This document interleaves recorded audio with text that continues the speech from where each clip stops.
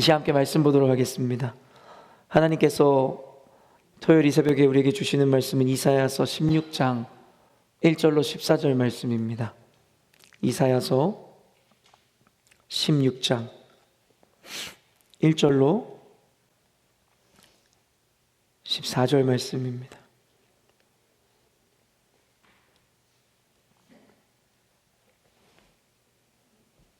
다 찾으신 줄로 알고요. 저와 여러분이 믿음으로 이 하나님의 단호한 말씀 가운데 두렵고 떨림으로 함께 말씀을 읽도록 하겠습니다. 제가 먼저 읽겠습니다. 너희는 이 땅 통치자에게 어린 양들을 들이되 셀라에서부터 광야를 지나 딸 시온산으로 보낼지니라.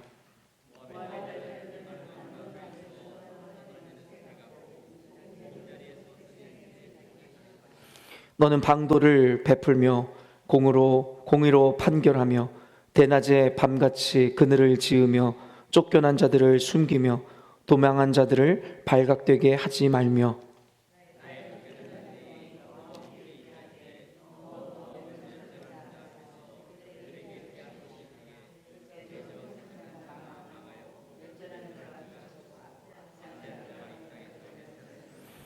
다윗의 장막에 인자함으로 왕위가 굳게 설 것이요 그 위에 앉을 자는 충실함으로 판결하며 정의를 구하며 공의를 신속히 행하리라.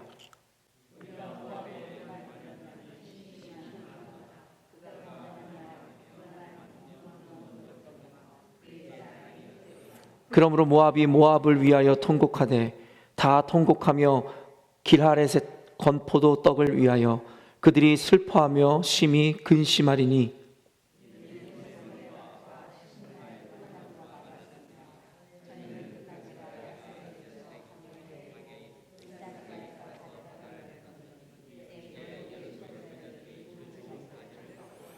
그러므로 내가 야셀의 울음처럼 신마의 포도나무를 위하여 울리라.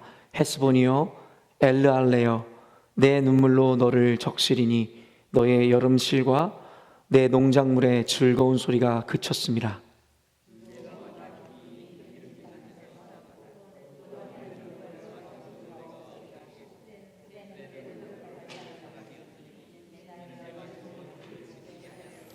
이러므로 내 마음이 모압을 위하여 수금같이 소리를 바라며 내 창자가 기라레셋을 위하여 그러하도다.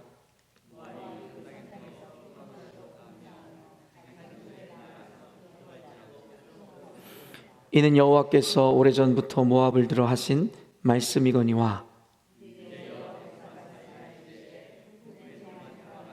3년 내에 모압의 영화와 그 큰 무리가 능욕을 당할지라. 그 남은 수가 심히 적어 보잘것없이 되리라 하시도다. 아멘. 오늘은 매일 성경 본문 말씀을 따라 이 모압의 피난처라는 제목으로 하나님의 말씀을 증거하고자 합니다. 계속해서 그 예언서들에 대한 설교가 이어지잖아요. 예언서에는 하나님의 심판이 기록되어 있는 책입니다. 다른 강해를 할 수가 없어요. 성도들이 원하시는 그 본문을 따라 설교하는 가운데 하나님께서 고린도전서부터 시작해서 베드로전서, 이사야서에 이르기까지 계속해서 교회에 대한 하나님의 심판을 말씀하고 계시죠. 우리 귀한 성도님들께서 때때로는 저를 걱정해 주시고 또 교회를 걱정하는 마음에 이젠 좀 다른 쪽으로 설교해 보면 어떻겠습니까? 말씀들 하세요. 이런 말씀이라는 것은 교회가 원한다고 그 누가 의도한다고 되는 것이 아니라는 것 하나님께서 분명히 보여주시죠.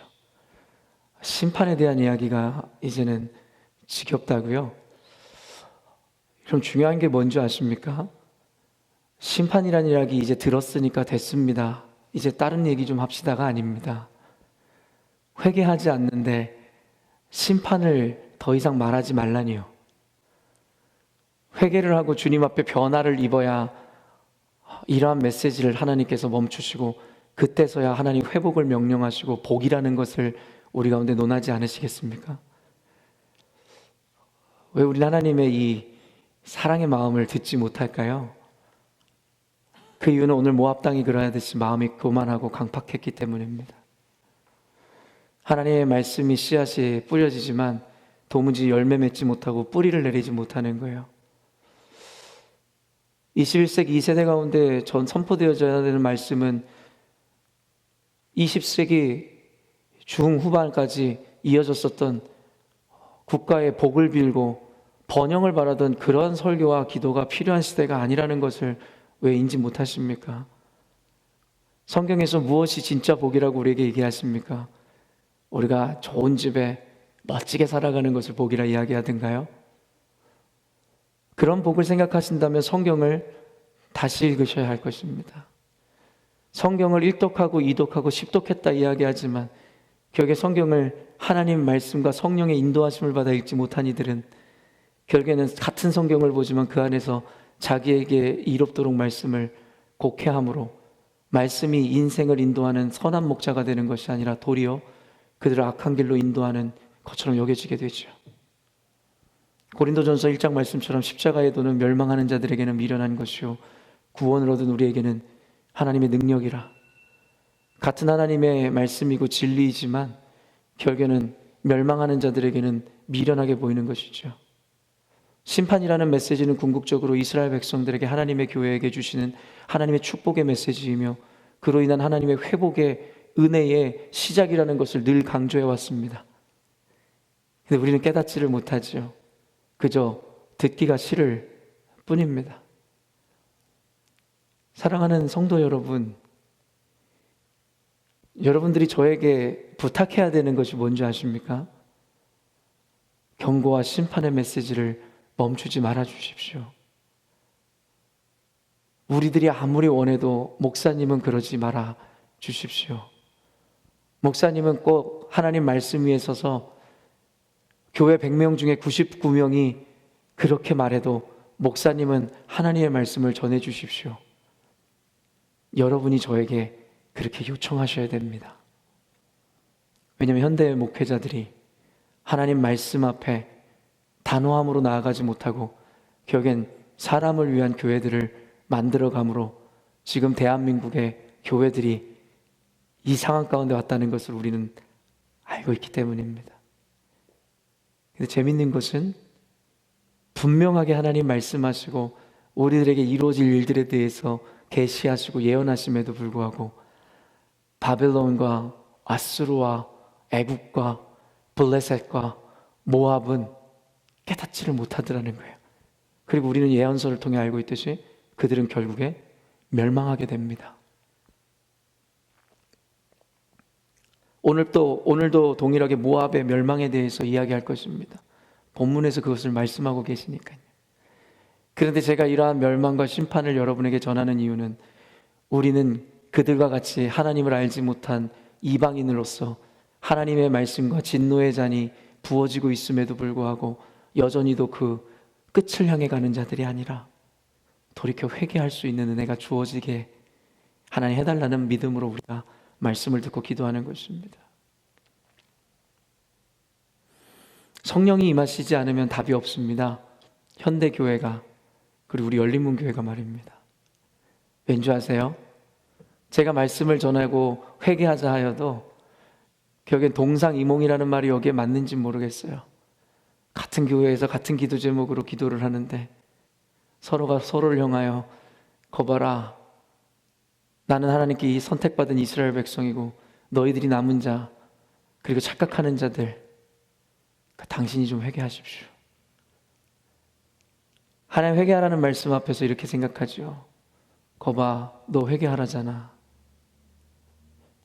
한 교회에서 한 기도의 제목으로 한 말씀을 듣지만 서로가 만날 수 없는 지점에서 서로를 향하여 이런 그 모습이 어떤 모습과 같은지 제가 오늘 정확하게 여러분들에게 마음을 전해드릴까요?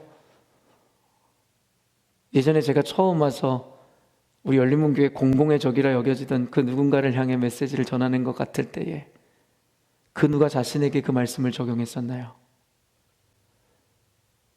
여러분들이 시원하다 했었던 그 설교가 과연 여러분을 향하는 말씀이라고 생각했기 때문에 시원하셨나요? 아니죠.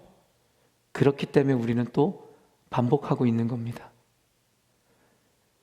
그때 그 메시지를 자신들에게 받아내지 못하고 드디어 제대로 된 전도사가 와서 우리를 괴롭히던 그 사람을 향해서 퍼 부어주는구나. 그게 바로 교만이었고 착각이었고 지금 이 순간에 또 반복되어지는 일들이 일어나는 이유입니다. 지금도 여러분은 어떻게 반응하고 계십니까? 상대할 적이 바뀌었을 뿐이지 똑같은 마음으로 말씀이 전해지지만 자신에게 적용하지 못함으로 자신은 스스로 진노의 멸망의 끝을 향해 가고 결국에는 그 누군가를 향해 손가락질하는 것. 성경에 어디 그런 개념이 있을까요? 없습니다. 여러분들이 비판하고 여러분들이 생각하는 그 한계를 기억해 주십시오. 어떠한 성경적 근거도 없으시죠. 여러분이 심지어 말씀을 판단하고 비판하는 과정 가운데도 여러분이 갖고 있는 그 비판 가운데는 하나님의 말씀의 근거가 없습니다. 그저 내 마음에 안 드는 거죠. 그저 내 생각과 다른 거죠.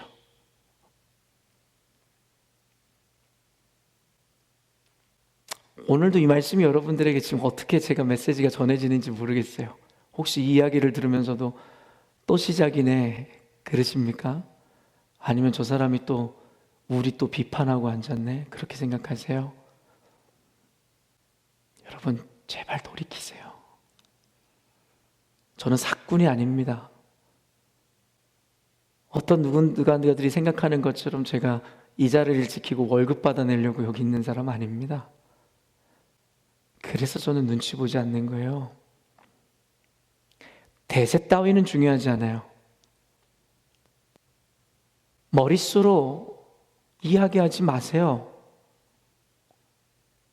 역사의 주인이신 하나님이 함께하는 이가 하나님께서 세우신 이고 하나님께서 인도하는 역사의 중심이란 걸 잊지 마세요. 그게 저라는 얘기가 아닙니다. 착각하지 마세요. 제발 깨달으시기를 바랍니다. 오늘의 말씀을 강해하기 위해서는 어제 말씀이 굉장히 다시 한번 논해져야 돼요. 어제 아침 말씀을 보면서 제 바뀐 헤어스타일 때문에 충격만 받으셨지 말씀을 혹시 못 받아들인 분들 때문에 심지어 제 와이프가 보면서 충격에 빠졌다 하니 할 말 다 했죠. 근데 동영상으로 보는 것보다 실제는 좀 더 낫지 않아요? 권사님 그렇게 강하게 반응하시면 이게 저도 그 동영상 보고 놀랬어요. 놀랬죠 집사님. 그래요. 근데 실제로 보면 좀 나아요. 근데 이게 동영상이라는 게 그 렌즈가 사실을 담아내질 못하는 거죠. 얼마나 다 공유하시면 공감하시면 이렇게 다들 말씀을 좀 그렇게 공감하시면 좋을 텐데. 그래요. 어제 말씀을 잠깐만 백그라운드 위해서 설명해 드릴게요. 이 이사야서에서는요, 하나님이 이제 줄줄이 초상을 치르는 거예요. 이스라엘, 그러니까 하나님이 선택한 그 백성들, 하나님을 괴롭히던 하나님의 말씀을 저버린 이들에 대해서 하나하나 다 찾아가면서 죽이시는 거예요. 아수르를 죽이시고 바벨론을 멸망시키고 블레셋을 여러분 치시고, 그죠? 그리고 곧 애굽 땅도 치시고, 그리고 모압 땅도 치시고, 그리고 다른 선지서에서는 여러분 어때요? 에돔을 치시고, 여러분 다 줄초상이 나는 거예요. 그러니까 얼마나 우리가 지겨워요. 자꾸 죽이는 거예요. 심판만 하시는 거죠. 이 모압이라는 나라는요, 사실은 이스라엘과 친족 관계에 있었어요. 왜 친족인 줄 아세요? 여러분 아브라함에게 조카가 있었잖아요. 그 롯이 있었죠. 롯이 불기둥이 아니라 그 소돔과 고모라에 이제 하나님의 불바다가 될 때에 탈출하잖아요. 근데 그 와이프가 탈출하다가 결국에는 하나님 말씀에 믿음과 신뢰하지 못하고 뒤를 돌아봄으로써 소금 기둥이 돼버리잖아요. 그래서 여러분 그 딸들이 결국에는 이 종족 보존을 위해서 그 아비에게 몰래 이제 들어가서 결국엔 종족 보존한다는 거 우리가 알고 계시는데, 그 중에 큰 딸이 낳은 아들이 바로 모압이에요. 그러니까는 혈통적으로도 히브리 민족 이스라엘의 친족이었고 가족이었단 말이에요. 그리고 여러분 그 마태복음의 족보에 보면은 예수님의 그 계보를 잇는 이들 5-5명의 여인이 등장하잖아요. 그 중에 한 명이 누구예요? 룻이죠, 그죠? 모압 여인 룻이란 말이에요. 그러니까 결국 예수님의 혈통에 결국에는 부계를 따르면 물론 유다의 이스라엘 히브리 민족의 혈통이지만 그 안에는 결국에는 모압 여인의 피가 섞여 있다는 거죠. 그리고 여러분 다윗이 400명의 용사들과 함께 사울 왕을 피해서 막 도망하던 때를 기억하시죠? 막벨라굴에서 막 숨어 있고 막 그러잖아요. 그때 그가 그의 부모와 함께 그들이 의탁을 해요. 자신들을 좀 보호해 달라고. 그러면서 한동안 머무르는 곳이 있었는데 누구예요? 어디예요? 모압에서 모압 왕과 함께 하더라는 거예요. 그러니까 모압이라는 국가는요, 그냥 아수르나 바벨론이랑은 달라요. 그들처럼 아예 생판 하나님을 모르는 이방인들이 아니라 가족이었다고요. 근데 모압이 이제 심판당하게 된다는 거예요. 왜일까요? 그 이유는 단순했어요. 하나님의 택한 백성을 조롱하더라는 거예요. 그들이 여러분 멸망할 때 그것을 통쾌해하고 도리어 박수 쳐주는 것이 가족들이라는 거예요. 멸망해 가고 있는 가족을 보면서 안타까워하며 도와줄 궁리를 한 게 아니라 거봐라 하면서 좋아하면서 막 박수를 쳤어요. 그리고 어제 매일 성경에서 지적했던 것과 같이 그들의 죄가 뭔지 아세요? 이것은 또 다른 차원인데 하나님의 백성 앞에 하나님의 말씀과 늘 같이 있었음에도 깨닫지 못했다라는 거예요. 여러분 오바댜서에서의 심판당하는 민족이 있는데 그 민족이 누군지 아세요? 오바댜서 에돔입니다. 에돔이 여러분 누구의 그 족속인 줄 아시죠? 누구로부터 시작되는? 바로 에서입니다. 야곱의 형제죠. 근데 에돔이 멸망당하게 되는 이유를 오바댜서에서 이야기하는데 그게 뭔지 아세요? 모압과 똑같아요. 네 형제를 조롱했다라는 거예요. 그리고 둘째는 뭘까요? 늘 하나님의 백성, 하나님의 말씀과 함께 있었음에도 불구하고 끝까지 깨닫지 못하더라. 그게 심판의 이유입니다. 근데 이 모압이 어제 되게 재밌는 모습을 보여준 게 뭔지 아세요? 이스라엘이 막 하나님께 바벨론이나 아수르에 의해서 막 심판을 당하니까 통쾌해하는 거예요. 야 이것 봐라 재밌다. 근데 그들이 몰랐던 게 뭐예요? 곧 그들이 진멸당할 것을 모르더라는 거예요. 눈앞에 운명이 펼쳐지고 다가오고 있는데 그것을 못 본 채 막 즐거워하는 거예요. 야 저것 봐라. 근데 참 재밌죠. 오늘 본문이랑도 이어지는데 에돔 백성에게 심판을 내리는 심판주가 누구시죠? 하나님이시잖아요. 그러면 막 때리는 자가 있고 심판하는 절대 권력이 있으면 지금 그 맞을 사람, 그 사람은 지금 누구에게 용서를 구해야 돼요? 심판주인 하나님을 찾아가야 되는데 모압 사람들이요 하나님을 찾는 게 아니라 그들의 산당을 찾아가서 그들의 신에게 절을 하고. 근데 여러분 이게 믿음이 없는 게 아니라 이 사람들이 열정이 없는 게 아니라니까요. 뭐냐면 옛날 사람들 여러분 그 엘리야와 그 막 수백 명의 그 선지자들과 막 싸움할 때 있잖아요. 그때 그들이 어떤 예배를 드리는 줄 아세요? 나중에 막 했는데도 안 되니까 그들이 어떻게 해요? 몸을 자해하더라는 거예요. 그들은요 열정이 대단했다고요. 신천지요. 여러분 신천지 예배 보면요 우리 반성해야 돼요. 그들은 얼마나 목숨 걸고 예배 드리는지 몰라요. 그들이 예배 드릴 때 기저귀를 차고 간다는 사실 알고 계시죠? 화장실을 못 가요. 몇 시간씩 이어지는 집회 가운데서 화장실을 갈 수 없기 때문에 그냥 거기다가 볼일을 보는 거예요. 물론 거대 집회 때 있는 일이에요. 여러분 신천지가 이단들이요 열정이 없어서가 아니에요. 중요한 게 뭘까요? 방향이 잘못된 것 뿐이에요. 오늘도 이따가 말씀에 나오는데요 모압 사람들이요 이 뭐라고 이야기하냐면 그 12절에 제가 읽어드릴게요. 모압이 그 산당에서 피곤하도록 봉사하며 자기 성소에 나아가서 기도할지라도 소용없으리라. 이런 그들이 피곤하게까지 봉사하고 막 그 산당들 그들이 나온 신들을 막 모시고 난리를 치는 거예요. 그럼 뭐랍니까? 신천지에 가가지고 아무리 열심히 여러분 헌신하고 기도하면 뭐합니까? 망하는 거죠. 왜죠? 하나님에게 구워야 되는데 하나님에게 구하지 못하고 우상들에게 절했던 죄값을 더 강하게 호되게 치르게 된다는 거죠. 가만히라도 있으면 중간이라도 갈 텐데 하나님을 대적한 죄, 하나님이 아닌 우상을 쫓은 죄, 그것이 더해서 더 극렬한 심판 가운데 나가게 되죠. 눈앞에 보이는 일이죠. 그러면서 오늘 제목이 모압의 피난처잖아요. 하나님께서 그들에게 마지막 기회를 주시는 듯한 말씀을 주시죠. 모압으로부터 어떻게 하라는 거예요? 1절에서 5절까지를 쭉 보면요, 여러분 그냥 읽으면 해석하기가 어려운데 오늘 제가 그걸 다 자세히 강해해 드릴 수는 없어서 거기서 이야기하는 주석적인 이 해설은 뭐냐면요, 돌아오라는 거예요. 너의 친족이었던 이스라엘에게, 유다에게 시온으로 돌아오라는 거예요. 그게 너희들을 유일하게 보호해 줄 수 있는 피난처라는 거예요. 그래서 오늘 모압의 피난처라는 거예요. 회개하고 돌아오라는 게 메시지예요. 그러면서 5절에 뭐래요? 다윗의 장막에 인자함으로 왕위가 굳게 설 것이요 그 위에 앉을 자는 충실함으로 판결하며 정의를 구하며 공의를 신속히 행하리라. 그렇기 때문에 다윗에게, 그 시온에게 하나님의 나라로 다시 돌아오라는 거예요. 그런데 6절 말씀 한번 읽어볼까요? 혹시 띄워주실 수 있어요? 읽습니다. 시작.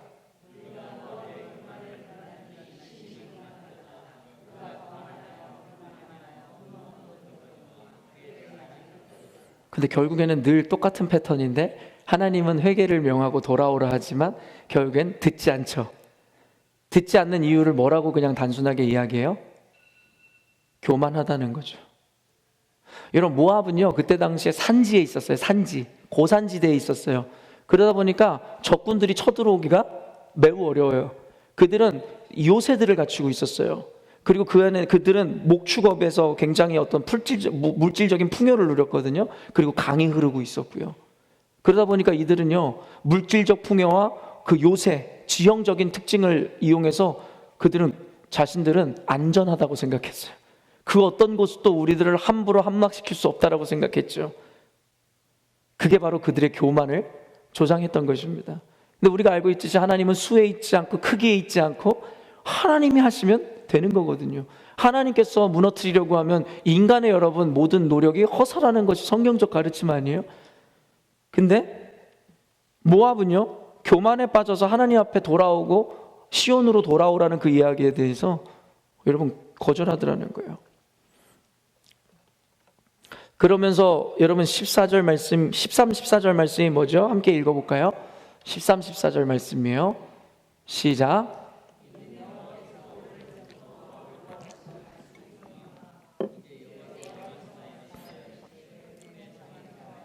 3년 내에 모압의 영화와 그 큰 무리가 능욕을 당할지라 그 남은 수가 심히 적어 보잘것없이 되리라 하시더라. 이 말씀 여러분 그들에게 주어진 시간이 있었어요. 3년입니다. 3년이에요. 하나님이 왜 선지자를 통해서 예언을 할까요?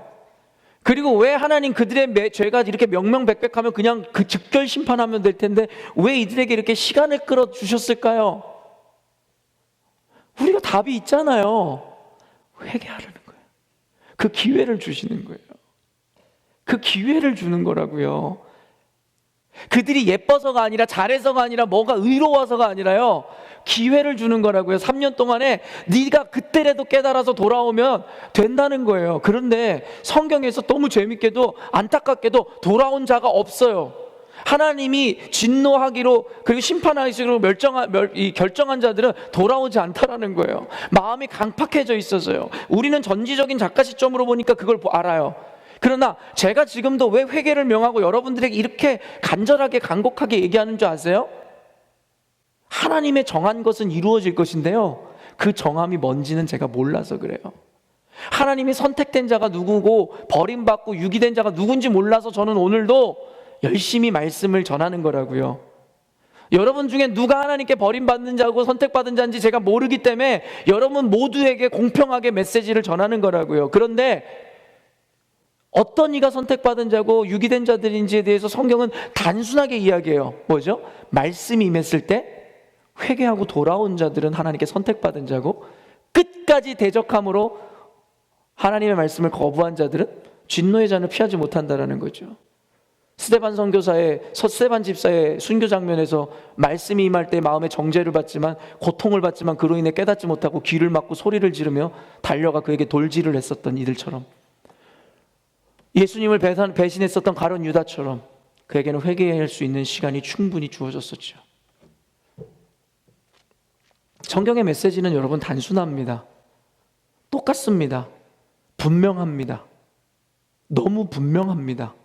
그래서 성경 말씀은 애매한 게 없어요. 흑과 백에 대해서 명확하고 선과 악에 대해 분명하게 규정합니다. 그리고 그 기준과 중심에는 인간의 감정이나 생각이나 윤리나 도덕 따위가 있는 게 아니에요. 뭐가 있죠, 여러분? 하나님의 말씀이 있는 거라고요. 현대 기독교가 무너지는 이유가 뭔지 아시죠? 하나님의 말씀이 더 이상 기준이 아니라는 거예요. 포괄적 차별금지법이요? 하나님의 말씀이 중심이든가요? 아니죠. 교계의 목사들마저도 뭐가 중심이었어요? 사람이 중심이었잖아요. 성소수자요? 그런 이들의 관점으로 성경을 읽으면 하나님을 비인격으로 매도할 수밖에 없죠. 왜요? 헤렌법이라고 여러분에게 이야기하죠. 진멸법. 하나님을 알지 못하는 이들을 싹 쓸어버렸던 하나님의 헤렌법을 현대 어떤 이가 그 헤렌법에 대해서 재해석하는 걸 보고도 기가 막혔어요. 그냥 그것은 하나님의 명령이었거든요. 분명한 하나님의 의미가 있는 법이었거든요. 이스라엘 백성에게 명령하신. 근데 그 헤렌법의 의도는 진멸이 아니었다라는 우스꽝스러운 이런 발언을 하는 목회자들이, 괴물 같은 이들이 나타나기 시작했어요. 그리고 기독교 교계에 편향된 어떤 메디어들이 내뱉은 게 뭐예요? 그들이 이야기하는 게 단순하더라는 거예요. 뭐냐면 이 차별금지법에 대해서 찬성하는 교회들이 나오기 시작했다는 거예요. 그러면서 그런 여러분 종교 집단들이, 개신교 그룹들이 나오기 시작했다면서 8개의 개신교 연합회를 여러분 내세우면서 개신교가 꼭 그 차별법을 찬성하는 것처럼 이 프레임을 씌우죠.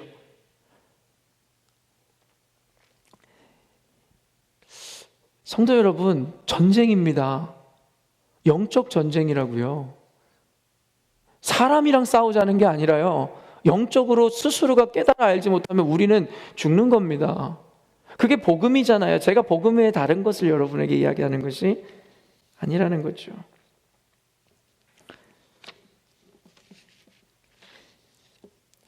이 말씀을 어떻게 여러분들에게 더 풀어드릴까요? 사실은 더 강해를 자세하게 할 수 있지만 그냥 메시지만 여러분들에게 똑 띄어 전달하고 싶어요. 하나님은 우리에게 말씀하세요. 그 심판을 말씀하고 계십니다. 그리고 돌아올 것을 촉구하고 계세요. 그리고 기회를 주세요. 지금 이 순간도요. 모압에게 준 3년의 기간처럼 우리 열린문교회에게 기회를 주고 계신 거예요. 뭐 하라고요? 회개하고 돌아오라고요. 그러면 된대요. 하나님이 묻고 따지지도 않으신대요. 너 옛날에 그랬잖아. 너 그랬잖아. 아니요, 이건 하나님의 긍휼이 아니라고요. 하나님은 우리의 어떤 하나하나의 죄가 문제가 아니라 우리 본질의 영적 간음에 대해서 분노하시는 거란 말이에요. 하나님의 말씀이 아닌 다른 것을 우상화했던 것, 다른 것을 주인 삼았던 것에 대해서 영적 간음 때문에 분노하신 것이지, 우리는 늘 죄를 져요. 하나님 말씀을 따라간다라고 얘기하는 사람들, 목회자들도 죄를 져요. 하나님이 그것 하나하나 때문에 너희들은 멸망할 거야 라고 얘기하는 게 아니라 하나님이 화가 나신 이유는 영적 간음 때문이라는 거예요. 말씀이 주인이 아니라, 하나님이 주인이 아니라 너희들이 주인 되어지고 너희들의 감정과 너희들의 가족, 너희들의 자녀들이 주인 된 삶에 대해서 영적 간음, 물질이 주인이 된 모압 사람들이, 여러분 이 사람들이 어떤 행동을 보였는지 어제 말씀에서 보여드렸죠. 재산들을 갖고 막 챙겨가지고 안전한 곳을 찾아가는 거예요. 어디로 피합니까? 선지자가 이야기하듯이 주의 신을 내가 떠나 어디로 피하리까? 여러분, 하나님은 무소부재하신 분이에요. 어디에나 계신 분이라고요. 근데 한계를 가진 인간의 생각은 어때요? 자신들에게 소중한 거 바리바리 싸가지고 어디 피할 곳을 찾아가면은 살 줄로 알아요. 방공호를 만들어서 땅을 파고 기어 들어가면은 심판에서 피할 줄 알아요. Never, never. 절대 그럴 수 없습니다. 핵폭탄은 피할 수 있는지 모르지만 하나님의 심판은 피할 수가 없는 것이죠. 기회를 주고 계세요. 지금 이 순간도. 요한계시록의 말씀, 제가 우리 열린문교회 와서 이렇게 많이 말씀해 본 적이 없는데 마지막으로 그 말씀을 전하면서 결론을 맺어갈게요. 귀 있는 이는 들을지어다. 귀가 없으면 못 듣습니다. 그리고 지금처럼 행했던 대로, 살아왔던 대로 살아갈 것입니다. 자신이 주인이 되어지고, 자신의 감정이 주인 되어지고, 자신들의 문화가 주인 되어지고. 이따 리더 모임에 오시는 분들은 축복이 있으실 거예요. 오늘 이것을 강의해 드릴 것이거든요.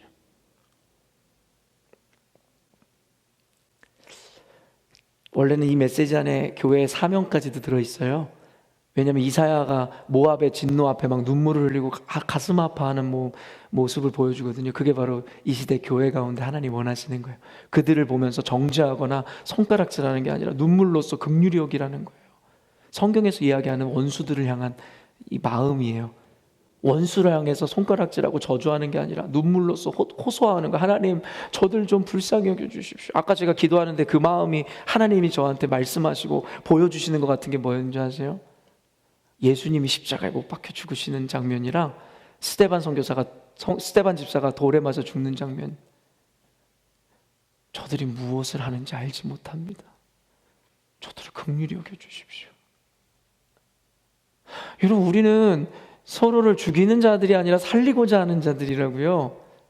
근데 여러분들이나 제가 하는 이것이 사람을 지금 살리고 있는 일인지 죽이고 있는지를 잘 생각하세요. 마태복음의 말씀처럼 좋은 나무는 열매를 보며 알지다. 여러분 각자가 생각하는 신앙관이 옳다 생각하시죠? 맞아요. 그러니까 다툼이 생기잖아요. 근데 보세요, 여러분의 열매를. 하나님의 교회를 지금 세우고 계세요? 하나님 세우신 목회자를 세우고 계신가요? 교회의 질서를 세우고 계신가요? 아니면 여러분이 갖고 있다라는 그 신앙감과 확신이 교회를 혹시 무너뜨리고 계시는 거 아니에요? 교회를 나누고 계시진 않으세요? 아니면 교회 세우신 목회자를 죽이고 있진 않으세요? 교회 질서를 무너뜨리고 있진 않으세요? 제가 무엇으로 증명해 드릴까요? 좋은 나무는 열매를 보아할지어다. 여러분, 제가 열린문교회 처음 와서 제가 왜 여러분들의 공공의 적이었던 그 사람 편 안 들어주고 여러분 편 들어줬는 줄 아세요? 여러분 왜 그런지 아세요? 제가 여기에서 한 자리 차지하고 싶어서 여러분 편 들어줬을 것 같으세요? 왜일까요? 저는 잘 몰랐어요. 여러분들만큼도 열린문교회에 대해서 어떻게 알아요, 제가 근데 그 사람 편 들어주지 않고 여러분 편 들어줬던 건 단순했어요. 그의 열매가 악했기 때문이에요. 그가 하는 짓이 성경적이지 않았기 때문이에요. 저는 그 사람에 대해 몰라요. 근데 그가 했던 모든 것이 성경에 위배됐기 때문에 전 알았어요. 저 사람은 틀렸다는 거예요. 지금 제가 여러분들을 바라보고 여러분들을 가르칠 때 생각하는 게 뭔지 아세요? 전 여러분 몰라요, 한 명 한 명에 대해서. 근데 여러분들이 맺는 열매를 보니까 누가 선한 자고 누가 악한 자인지를 알겠어요. 누가 교회를 무너뜨리는 자인지를 알겠더라고요. 근데 모르는 사람이 있어요. 누굴까요?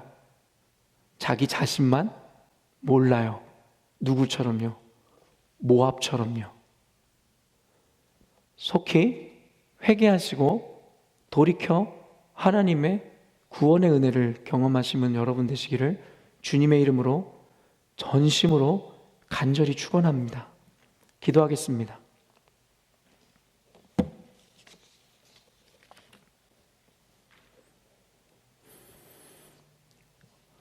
늘 말씀드리지만 저는 여러분들을 구원시킬 메시아가 아닙니다. 저는 여러분들에게 말씀을 그저 대언하는 대언자입니다. 구원은 여러분의 믿음에 의해서 주어지는 것입니다. 그리고 그 구원의 주체는 하나님이십니다.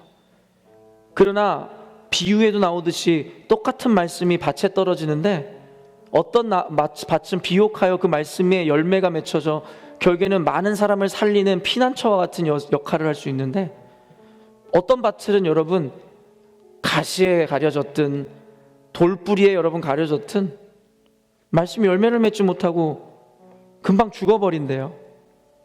성경이 하는 이야기죠. 그게 지금 우리의 모습이라 이야기합니다. 오늘 이 메시지를 통해서 여러분이 무슨 말을 하든 저에게는 아무런 상관이 없습니다.